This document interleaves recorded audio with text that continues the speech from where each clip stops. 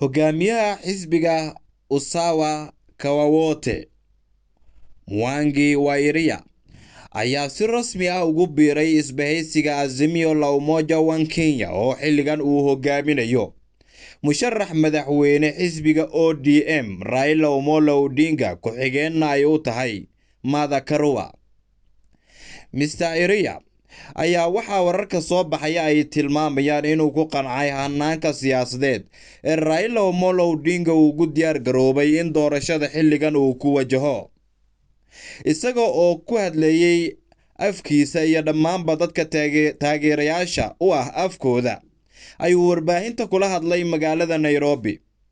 waxaana uu shaaca ka qaaday in xilligan uu go'aansaday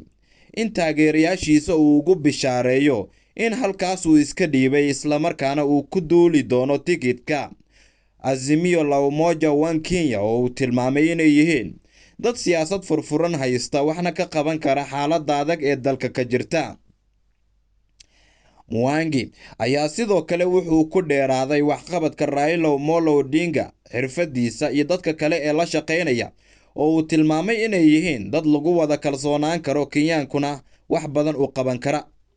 Wuxuu sidoo kale soo hadal qaaday in xilligan marka laga hadlayo isbahaysiyada abuurmi doona uu isagu u arko qaar badan oo ka mid ah siyaasiyiinta ugu muga weyn dalka inay Azimio la Umoja imaan doonaan, isla markaana taageerayaashiisa ayuu ugu baaqay in ay ku taageeraan sidii arrintan ay ugu dhiirigelin lahaayeen qaar badan oo ka mid ah siyaasiyiinta codkooda ku tashanaya. waxaa lagu jiraa xilliyadii ugu dambeeyay ee ololaha doorashada meelo badan oo dalka ka mid ah, waxaana marba marka ka dambaysa aad u sii kordhaya siyaasiyiinta damacooda siyaasadeed hadba meel la aadaya, iyadoo siyaasigan uu ka mid yahay siyaasiyiinta aadka u daneynaya isbeddelka dalka ka dhacaya in kaalin weyn uu ku yeesho.